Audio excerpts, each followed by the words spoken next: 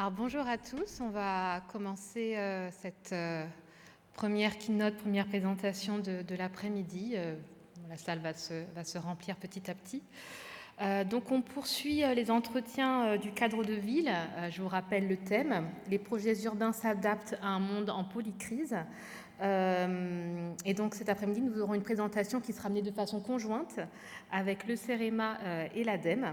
Et le phénomène dont ils vont nous parler, c'est le retrait-gonflement des sols argileux, qu'on appelle RGA également. Donc ce phénomène impacte les infrastructures et les bâtiments, surtout lors de périodes de forte chaleur ou de fortes pluies. Ces fortes chaleurs et fortes pluies pourraient être plus récurrentes et plus intenses dans un contexte de changement climatique. Alors en 2023, l'ADEME a lancé un appel à projet dans le cadre du plan d'investissement France 2030. Et l'objectif, c'était de trouver des solutions, si possible peu coûteuses, pour réduire les impacts donc, du RGA. Le CEREMA a été lauréat de 2 programmes de recherche. Un premier sur l'anticipation du niveau de sécheresse des sols en France, baptisé César, et un deuxième programme sur le développement de solutions d'adaptation et de prévention au phénomène de RGA pour les bâtiments, baptisé Safe RGA. Alors, je donne la parole à présent à Laurent Arnaud, qui est directeur du département bâtiments durables au CEREMA, et à Pierre de Roubaix, ingénieur et coordinateur scientifique adaptation au changement climatique à l'ADEME. Et ils vont revenir pour nous sur les enjeux qui ont conduit au lancement de l'appel à projet et nous présenter les expérimentations développées dans ce cadre. Merci Juliette. Je prends la parole en premier. On vous a préparé une présentation coordonnée avec Pierre Desroubaix en association avec 2 opérateurs de l'État. C'est important de le dire. On a voulu commencer par quelques explications sur ce phénomène du RGA. Souvent, on me pose la question du pourquoi on voit apparaître ce phénomène de manière un peu plus prégnante aujourd'hui. Pour simplifier ce que vous voyez sur ce slide, sur la partie gauche, un sol, c'est un mélange entre de l'air, de l'eau et des particules solides. Et dans le cadre des sols avec lesquels on travaille, les particules solides, ce sont des feuillets d'argile. Et les feuillets d'argile, pour avoir une image en tête, c'est comme des feuilles de plastique ou des feuilles de papier. Et quand vous mettez un petit peu d'eau entre 2 feuilles de papier ou 2 feuilles de plastique, en fait, l'eau a tendance à coller les 2 feuillets. C'est exactement ce qui se passe à une échelle bien entendu micrométrique, puisque les feuillets sont extrêmement petits, mais c'est exactement ça qui se passe à cette échelle. Donc c'est un matériau fin. Si on passe sur l'explication qu'on a voulu vous donner sur la partie droite, c'est que quand ce milieu-là est soumis au climat, il va y avoir, lors de phases de sécheresse, une évaporation. L'évaporation, l'eau s'en va, et quand ça atteint un certain niveau, en fait, l'eau n'est plus là pour reprendre les efforts dans l'empilement, et du coup le milieu se rétracte et vous voyez que le carré initial devient plus petit lors des phases d'évaporation. Ce qui se passe également, c'est que quand il y a de l'eau qui réapparaît, et notamment quand il pleut, le sol va avoir la capacité à reprendre cette eau et à regonfler. C'est ce que vous voyez sur les illustrations du bas, c'est-à-dire que l'eau va revenir entre les feuillets, ça met un certain temps, et de nouveau regonfler et reprendre sa taille initiale qu'il avait. Et pour voir l'évolution de ce phénomène, il y a une donnée qui s'appelle la succion du sol. Et en fait, quand le sol perd son eau, en fait, du fait de son réseau poreux, il a la capacité à l'absorber facilement. Quand une terre est sèche, si vous déposez une goutte dessus, vous avez l'impression que la goutte, elle est absorbée très très rapidement, quasi instantanément. Pourquoi ? Parce qu'il y a des forces capillaires qui permettent à l'eau de rentrer très vite. Et donc cet effet de succion, quand on diminue la teneur en eau, si vous diminuez sur l'échelle des ordonnées, vous voyez que sur l'échelle des abscisses, la pression augmente très fortement. Donc c'est la capacité à reprendre effectivement cette eau. Je vous promets, c'était la partie un petit peu pour vous réveiller après le repas, repas. Donc on a mis un petit peu des aspects scientifiques. Maintenant, on va passer à des données un peu plus pratiques. Elles ne sont pas plus rassurantes, bien au contraire. Aujourd'hui, le phénomène de RGA, c'est quoi ? Si on écoute un petit peu les données sans défait, la carte donnée par le BRGM dit qu'une maison sur deux est potentiellement très exposée au RGA. Alors, je vous rassure, ça ne veut pas dire que toutes les maisons sont en danger, mais fondamentalement, les sols deviennent beaucoup plus sensibles du fait de l'évolution climatique. Et donc, il y a une maison sur deux qui peut être soumise au risque RGA.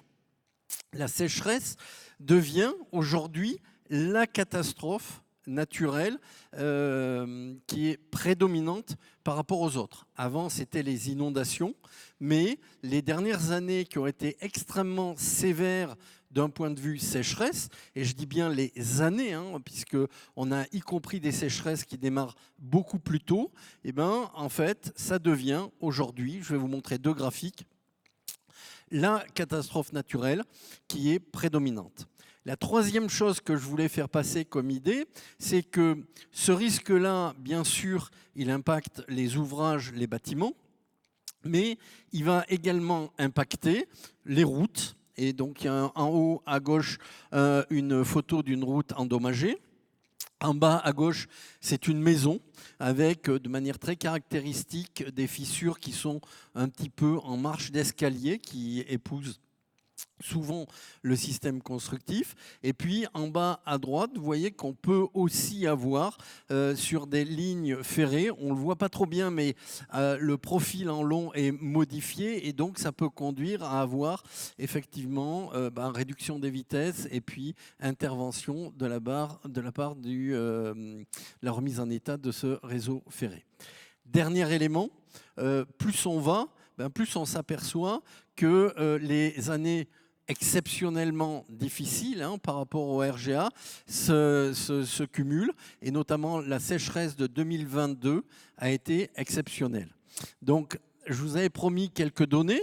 Bon, ceux de gauche vous montrent que quand on fait l'analyse à la fin de l'année, avec un petit peu de retard, des sinistralités, avant on était sur du 49% sur la sinistralité liée aux inondations et 40% sur la sécheresse. Aujourd'hui, on est à 52% sur la sécheresse et 30% sur les inondations. Mais ce qui m'intéresse plus, c'est de vous commenter un petit peu les deux graphiques de droite, en haut et en bas, et je vais m'attarder sur celui du bas, qui est une simplification de celui du haut. Celui du bas, vous voyez que si on regarde la période temporelle, alors sur les 30 dernières années, en fait, si on prend les 10 événements les plus sévères, ces 10 événements, ils ont eu lieu depuis 2015. OK ?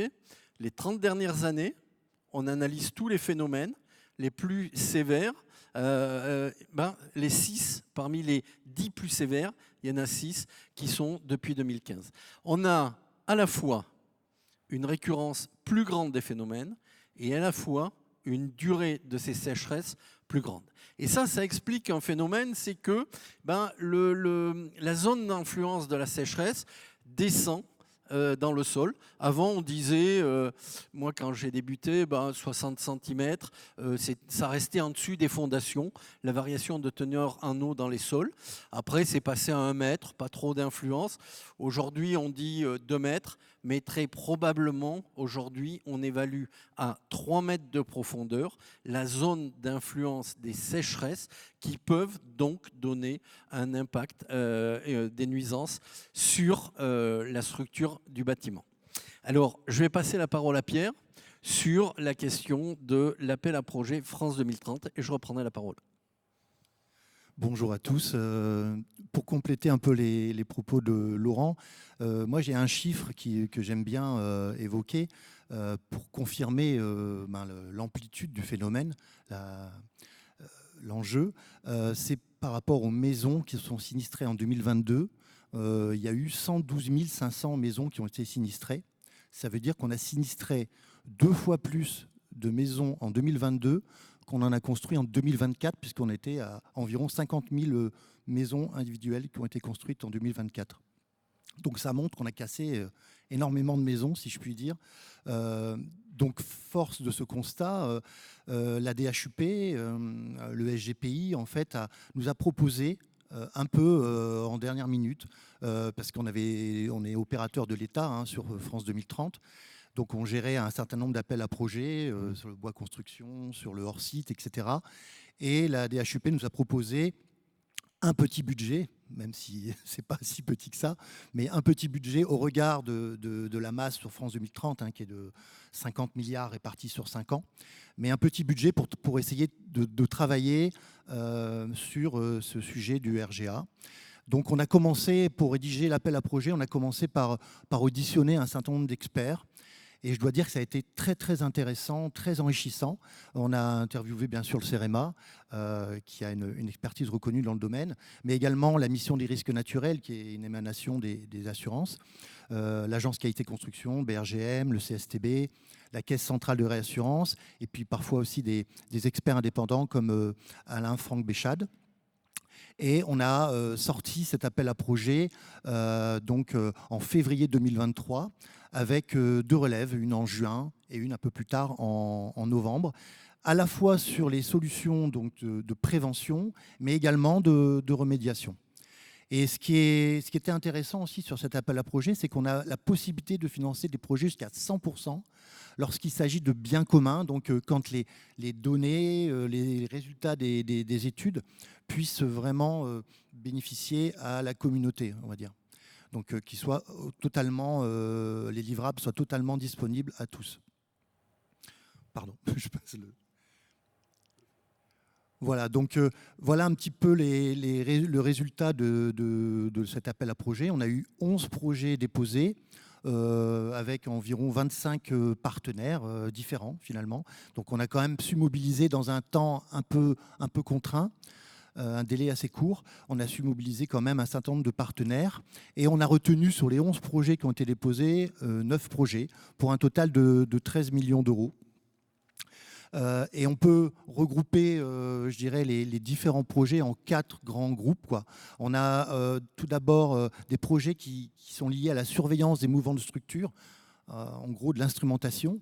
Et on a retenu le projet Géophile qui est porté par l'entreprise Filbat, une start-up réunionnaise qui travaille sur des capteurs de fissures à bas coût, mais multi-paramètres.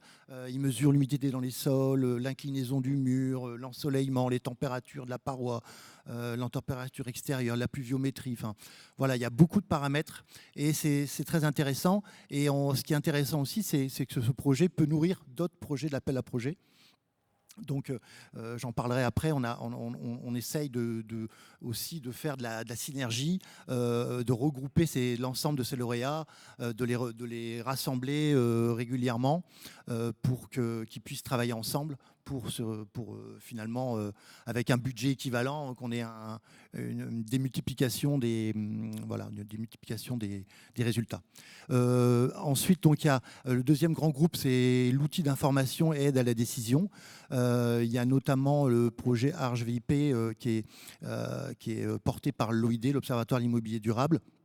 Ils ont déjà un outil qui est très connu et très utilisé, qui s'appelle Batadapt. Et donc, ils voulaient reprendre un peu les données disponibles par le BRGM, avec la sinistralité, la nature des sols, etc., mais en apportant en plus une approche sur la vulnérabilité du bâtiment lui-même. C'est-à-dire que là, on va vraiment avoir quelque chose de plus fin au niveau du risque. Voilà. Et donc là, ils sont en lien avec le CSTB qui proposait un projet un peu similaire, mais avec un contenu scientifique un peu plus intéressant. Et l'OID, par contre, en termes de communication, ils sont vraiment très bons dans ce domaine. Donc voilà. Ensuite, il y a le projet César, mais ça, je laisserai à Laurent Arnaud de vous présenter plus précisément ce projet-là. Et ensuite, on a toute une série en fait d'évaluations, de techniques qui permettent de réduire ce risque. Alors, il y en a, je ne vais pas passer tout en revue, mais il y a notamment un projet IRJAC avec l'école spéciale des travaux publics et l'école nationale des ponts et chaussées qui vont travailler sur le sulfate de potassium qui inhibe un peu les variations volumiques des sols argileux. Et puis, il y a un projet qui est pour moi peut-être le plus structurant, mais qui n'est pas porté par le CEREMA, mais le CEREMA intervient dans ce projet, c'est le projet Initiative Sécheresse. Parce que là, ce sont les assureurs qui sont impliqués dans ce projet. Et finalement, ce projet-là, il peut fédérer l'ensemble des projets de l'appel à projet, parce que en fait, les assureurs ont décidé de pouvoir donner la chance à des techniques qui sont prometteuses, mais qui, pour l'instant, ne sont pas utilisées à grande échelle. Et donc, ils vont utiliser leur parc de logements, de maisons sinistrées, pour tester, donc voir avec le particulier s'il est d'accord, pour tester des techniques alternatives à la reprise en sous-œuvre par les micropieux, qui coûtent une fortune, on le sait, sans garantir des sinistres de deuxième génération. C'est 10% le chiffre officiel, mais si on tient compte du SAV, etc., on est plutôt à 25% de sinistres de deuxième génération. Et donc, c'est intéressant aussi de voir comment on peut limiter ou accompagner aussi ce sujet-là. Donc, les assureurs, sur 300 maisons, vont tester différentes techniques d'humidification des sols, d'injection de résine et des solutions dites aussi horizontales, qui consiste à essayer de garantir par une membrane l'humidité un peu de manière, on va dire homogène, constante, voilà, plutôt constante au niveau des sols, d'essayer de limiter l'impact de la végétation, etc. Voilà un petit peu un panorama, mais je pourrais passer une heure là-dessus, forcément. Alors, donc, je vous ai parlé de retours intéressants liés à l'audition des experts. Je vois que le temps file. Oui, ouais. Le temps file. Pardon. Du coup, on voit que, deux mots, on voit que la qualité de la construction est aussi à regarder de près. Je ne vais pas du coup rentrer dans le détail, mais effectivement, il y a des défauts de qualité dans la construction. Et également, la loi Elan, elle prévoit des contrôles, pas des contrôles de sol, des études de sol, pardon, mais souvent, il y a une dérogation prévue lorsqu'on respecte un certain nombre de profondeurs de fondation. Et en fait, ils s'engouffrent là-dessus et l'étude de sol n'est pas réalisée. Et ça, c'est dommage. Voilà. Je vais peut-être... voilà, j'ai mis pas mal de choses sur la mise en cohérence avec les PLU. Juste un point sur la végétation. La végétation, elle est vraiment déterminante. Là, je vous ai mis une photo d'un peuplier qui se situe à presque 15 mètres de la maison. Et on voit que effectivement, l'hydrotropisme, il va chercher l'eau. Lui aussi, il souffre de la sécheresse et l'arbre a énormément de force pour aller chercher l'eau. Avec ses radicelles, il va jouer un rôle déterminant dans le stress hydrique autour des fondations. Mais je ne vais pas en dire plus. Je vais laisser la parole. J'ai déjà pris beaucoup de temps. Voilà. Non, mais tu peux garder le micro. Effectivement, on passe. On voulait vous faire passer quand même quelques messages aussi de gestes simples permettant d'essayer d'éviter d'être confronté à ce problème de RGA. Donc, je vais les faire très rapidement. Le premier, c'est toutes les questions d'étanchéité horizontale de votre bâtiment. Si vous avez une déclivité qui amène l'eau vers le bâtiment, ça va être une venue d'eau, donc il faut essayer de la couper suffisamment en amont de manière à l'évacuer. Deuxième élément, si vous avez des réseaux et ils passent souvent ou sous ou à côté de la maison, il faut s'assurer que ces réseaux ils sont étanches. C'est une première condition et effectivement très importante. S'ils ne le sont pas, c'est réparé. Et s'il y a une possibilité, c'est effectivement de les reculer par rapport aux fondations de la maison.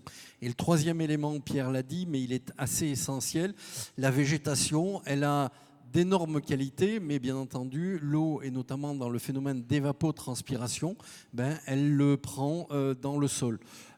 C'est des grandes quantités d'eau, et donc un des réflexes à avoir, c'est soit de reculer la végétation par rapport au bâtiment, soit de mettre des écrans anti-racines de manière à ne pas prélever l'eau sous la maison, sous peine d'avoir ce problème-là. 2 projets, très rapidement, je vais les simplifier dans l'explication. Ce sont des projets qui ont démarré il y a 1 an, et donc je ne vais pas vous donner les résultats, même si on commence à avoir quelques premiers résultats. Le premier, César, il vise à améliorer la carte du BRGM. Vous savez, la carte du BRGM, elle est à une échelle qui est très grande. C'est la raison pour laquelle, en fait, il suffit qu'il y ait un point sensible, et ça donne beaucoup de zones dans lesquelles il va y avoir la même sensibilité. Donc nous, on travaille pour qu'effectivement, on soit beaucoup plus précis, et notamment qu'on anticipe également de la capacité de dire le problème, il va se poser à cet endroit, en mettant les évolutions climatiques par des modèles et par de l'intelligence artificielle pour dire ce terrain-là, ça ira, du fait de son orientation notamment. Celui-là, par contre, si on doit commencer à observer, c'est cette maison-là qui va être prioritairement celle qui est la plus exposée. Ça, c'est le premier aspect. Et puis le deuxième aspect, je parlerai, mais très rapidement, d'une solution que le CEREMA va commercialiser. C'est de dire, voilà les paramètres qu'il va falloir appliquer à la solution pour pouvoir traiter tel cas très particulièrement. Le deuxième projet, SafeRGA, c'est 5 solutions nouvelles qui fonctionnent en laboratoire. On a fait un certain nombre de tests, mais entre le laboratoire et les sites réels, il faut le tester. Donc Pierre vous a parlé du projet ISEC, Initiative Sécheresse. D'autres solutions sont bien incluses, mais nous, c'est des solutions qui sont encore plus en amont. Alors, c'est des solutions de traitement soit avec de l'argile, soit avec des solutions pour éviter l'évaporation à l'intérieur du sol, avec, bien entendu, une importance sur l'impact environnemental. On en reparlera, bien entendu. Donc, je vous ai mis quelques éléments sur les démarches. La solution que nous préconisons au niveau du CEREMA, c'est une solution qui est très simple et qui consiste à réinjecter dans le sol, au bon endroit et au bon moment, de l'eau qui a été récupérée, de l'eau de pluie, et stockée dans une cuve de 1 à 5 mètres cubes au maximum, suffit à passer les phénomènes les plus forts. Et ensuite, au moment où on détecte que le niveau d'eau dans le sol descend, la teneur en eau, on va automatiquement réinjecter avec un goutte à goutte, comme on arrose les plantes, le sol au bon endroit. Ce dispositif, il est avéré. On l'a testé pendant 4 ans sur une maison sans dégradation et une deuxième maison sur 2 ans dans une autre région sans dégradation, avec la société Covea qui regroupe plusieurs gros assureurs. On a instrumenté les 18 derniers mois 10 maisons. Il y en a une pour laquelle on a les résultats du dernier été et ça fonctionne très bien. Et on devrait commercialiser cette solution en fin 2025, tout début 2026. Le principe, il est exposé ici, un réservoir au milieu, un système de distribution et puis des puits qui font 2 cm de diamètre et en bas, un goutte à goutte qui permet de réinjecter de l'eau dans le sol, mais pas sous pression. Et dernier point, il y a un capteur de succion dans le sol, je vous ai expliqué ce qu'était la succion, qui permet effectivement à la fois de démarrer le dispositif et de l'arrêter. Il va falloir conclure en quelques mots. On conclut tout de suite. Donc ça, c'est les différentes maisons sur lesquelles on est intervenu. Juste pour vous dire qu'aujourd'hui, quasiment tout le territoire métropolitain est intéressé. Et les 10 maisons, elles sont dans des régions extrêmement différentes. Ce que je vous ai dit sur les maisons s'applique également sur les ouvrages, les routes et notamment les voies ferrées.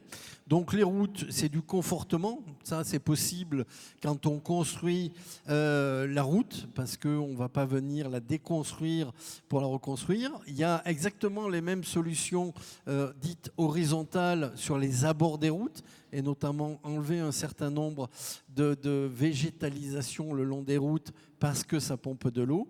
Et puis sur les voies ferrées, dernier exemple, c'était une première européenne qui a été faite. On a injecté une solution stabilisante sur une portion de voie ferrée qui était très souvent endommagée. Ça s'est fait l'année dernière et pour le moment, les résultats sont extrêmement intéressants, c'est-à-dire qu'il n'y a plus eu de dégradation. Merci. On va prendre une petite minute pour une petite question dans la salle, s'il y en a une. Pas de questions, je vais en poser une très rapidement, savoir si vous avez une vision du phénomène de RGA à l'échelle européenne. Est-ce que vous avez discuté avec vos homologues européens ou à l'international pour savoir comment ils se saisissent de ce phénomène et si eux ont trouvé d'autres solutions? 2 éléments là-dessus. On était en réunion la semaine dernière avec la DGPR, Direction Générale de la Prévention des Risques. Et effectivement, cette question d'un benchmark international s'est posée. Ce que je donnerais, moi, c'est un élément. On n'a pas la même culture bâtimentaire dans tous les pays. Mais par exemple, on a un certain nombre de contacts, nous, avec des Belges. On a exactement les mêmes problématiques, les mêmes sols, la nature des sols, le même climat, les mêmes évolutions. C'est pas parce qu'on passe la frontière que les gouttes de pluie ont un effet différent ou que la sécheresse a un effet différent. Donc on retrouvera les mêmes problématiques. Par contre, ce qui est bien, c'est de voir quelles sont les solutions qu'ils appliquent. Et ça, on n'a pas un benchmark suffisamment élaboré aujourd'hui. Ok, eh ben, en tout cas, à retravailler à l'échelle européenne. Eh bien, merci beaucoup d'avoir suivi cette keynote. Vous avez tous le temps de changer de salle. Et pour ceux qui restent dans cette salle, il y aura donc un focus qui s'intitule « Vivre avec le changement climatique, transformer les modèles économiques, préserver les ressources et remodeler les territoires pour organiser la résilience ». Merci Pierre, merci Laurent. Merci.